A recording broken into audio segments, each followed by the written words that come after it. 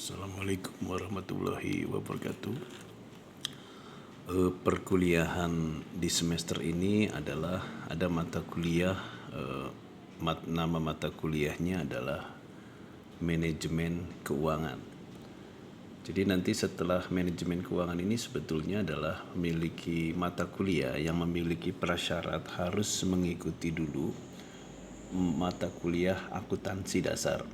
Sebab akuntansi dasar ini adalah menjadi pondasi bagi analisa keuangan yang ada di dalam mata kuliah manajemen keuangan. Nanti kita akan bedakan apa itu akuntansi dengan apa itu manajemen keuangan, karena semester sebelumnya Anda pernah memperoleh mata kuliah akuntansi. Di sini saya akan memberikan satuan acara perkuliahannya. Di sini ada 10 item ya. 10 item. 10 item ini adalah nanti kita bagi dua saja, nanti ada UTS ya, ada UAS ya. Oke, materi pertama adalah kita yaitu definisi dan ruang lingkup manajemen keuangan.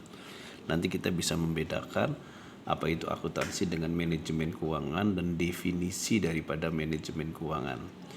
Materi yang kedua adalah kita akan membahas permodalan di dalam perusahaan. Materi ketiga kita akan membahas apa itu likuiditas, solvabilitas, dan rentabilitas. Selanjutnya adalah kita akan membahas mengenai investasi dalam modal kerja. Dilanjutkan dengan bab selanjutnya adalah investasi dalam inventory, kemudian investasi dalam piutang, investasi dalam kas, analisa perhitungan interest dan bunga, investasi dalam aktiva tetap, dan terakhir adalah sistem informasi keuangan. Apa sistem informasi keuangan itu? Adalah karena di sini Anda adalah jurusan kuliahnya pada manajemen informatika, di mana misi program studinya adalah bagaimana Anda merancang sebuah sistem berbasis IT sebagai untuk dasar ya, membuat aplikasi untuk membuat sistem informasi keuangan. Jadi sistem informasi keuangan itu nanti Anda dibuat aplikasi ya. Nah, itu adalah misi program studi manajemen informatika ya. Oke, kita masuk materi yang pertama saja. Hari ini adalah mengenai ruang lingkup ya, ruang lingkup daripada manajemen keuangan. Oke. Di sini kita akan membahas definisi dulu. Apa itu daripada definisi daripada manajemen keuangan. Manajemen keuangan adalah segala aktivitas perusahaan yang berkaitan dengan metode memperoleh modal, alokasi dana, dan pengelolaan aset perusahaan secara efektif dan efisien. Coba kita breakdown definisi ini. Aktivitas perusahaan yang berkaitan dengan metode bagaimana kita memperoleh uang ya, sumber dana. Nanti kita juga pengertian modal itu bukan berarti modal dalam bentuk uang saja, termasuk juga aset dalam bentuk non finansial. Terus bagaimana kita mengalokasikan dana tersebut dan bagaimana kita mengelola aset secara efektif dan efisien. Pengertian efektif adalah ketepatan penggunaan dana tersebut dan efisien adalah hemat dalam penggunaan dana tersebut.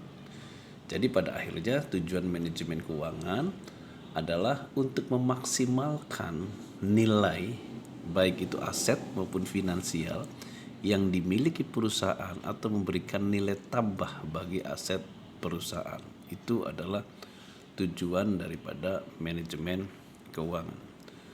Selanjutnya, ruang lingkup manajemen keuangan itu menyangkut keputusan pendanaan ya. Kita akan berbicara mengenai bagaimana mencari sumber pendanaan baik dari eksternal maupun internal. Kemudian juga kita keputusan investasi, yaitu bagaimana kita bisa memperoleh investasi ya, apakah itu pada kita akan menginvestasikan uang kita pada kas, ya. Apakah kita menginvestasikan uang kita itu pada inventory persediaan atau aktiva tetap, ya, dan modal kerja, ya. Selanjutnya adalah bagaimana mengelola aset perusahaan secara efektif dan efisien. Jadi selama 10 bab itu sebetulnya kita membahas 3 hal ini: keputusan pendanaan, keputusan investasi, dan keputusan tentang pengelolaan aset. Ya, oke. Kita akan membedakan apa sih sebetulnya bedanya akuntansi dengan manajemen keuangan. Akuntansi itu yang Anda peroleh pada semester sebelumnya sebetulnya suatu proses bagaimana mencatat data-data transaksi, ya, sumber-sumber data finansial yang secara sistematis. Nah, jadi dulu itu Anda membuat secara sistematis kronologis, mulai dari pencatatan jurnal, setiap transaksi dicatat di jurnal, kemudian masuk general ledger, buku besar, seterusnya sampai kemudian dibuatlah laporan keuangan dalam bentuk laporan laba dan rugi. Makanya kalau Anda dulu tidak mengerti akuntansi, maka akan sulit memahami mata kuliah manajemen keuangan ini, karena nanti dasar analisanya adalah dari laporan keuangan, ya, terutama dalam bentuk neraca dan laba rugi. Jadi saya ulangi lagi di sini perbedaannya. Akuntansi itu proses pencatatannya keuangan, ya, akhirnya menjadi laporan keuangan. Nanti laporan keuangan ini dianalisa. Nah, analisanya ini disebut dengan manajemen keuangan. Jadi manajemen keuangan itu di dalamnya yaitu ada analisa keuangan, nanti akan menghasilkan keputusan yang berkaitan dengan keuangan. Nah, itu bedanya akuntansi dan manajemen keuangan. Oke, kita akan membahas, ya, secara supaya Anda punya wawasan apa saja spesialisasi bidang akuntansi. Yang pertama adalah akuntansi keuangan. Akuntansi yang bertujuan untuk menghasilkan informasi keuangan untuk memenuhi kepentingan pihak luar perusahaan. Jadi begini, akuntansi keuangan itu adalah nanti memberikan informasi mengenai data-data profil keuangan perusahaan kepada pihak eksternal. Apa pihak eksternal? Satu, pemegang saham atau investor. Karena investor ini adalah membutuhkan profil keuangan perusahaan, apakah perusahaan itu baik atau buruk. Karena seorang investor itu resiko kalau dia seandainya dia menginvestasikan uangnya, maka dia harus diberi informasi tentang profil keuangan. Yang kedua, pemberi pinjaman, bank. Bank juga perlu informasi keuangan kita apabila kita ingin pinjam di bank. Apakah kita kesehatannya baik, keuangannya, atau buruk, ya. Dan pihak-pihak relevan yang lainnya apa? Misalkan pemerintah, contohnya, yaitu pemerintah dalam hal ini adalah pajak. Karena untuk menetapkan pajak penghasilan perusahaan harus tahu profil keuangan perusahaan. Yang kedua adalah akuntansi manajemen. Akuntansi ini bertujuan untuk menghasilkan informasi keuangan, ya.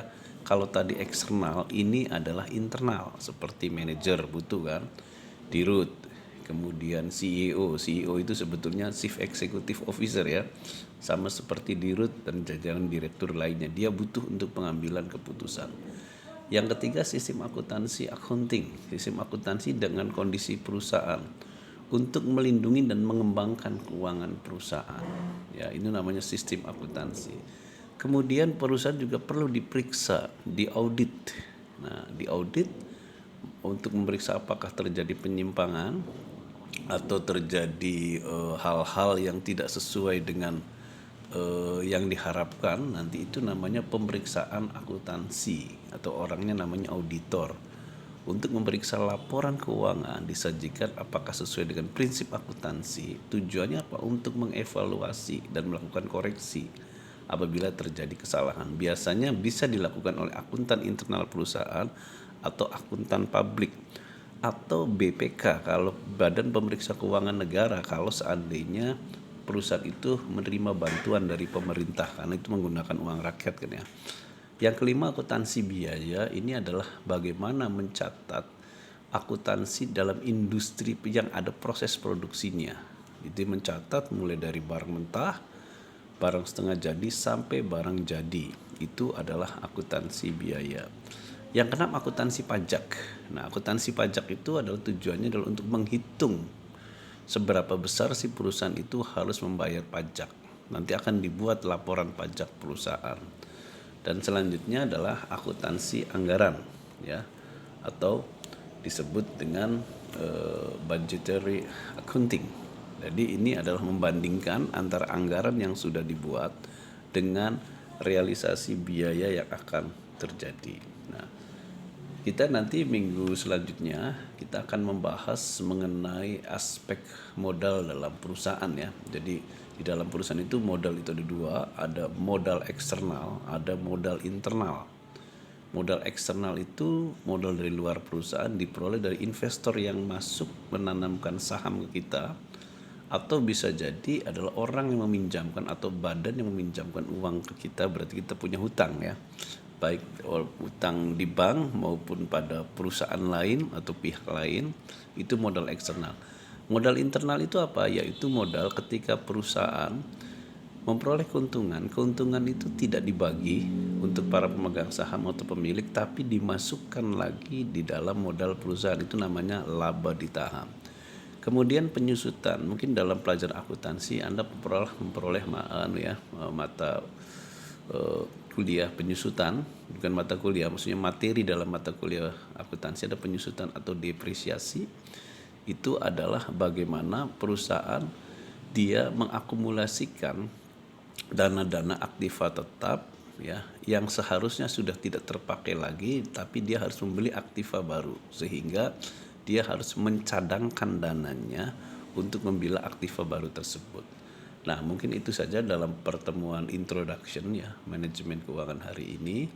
Nanti kita lanjutkan lagi pada pertemuan selanjutnya. Wassalamualaikum warahmatullahi wabarakatuh.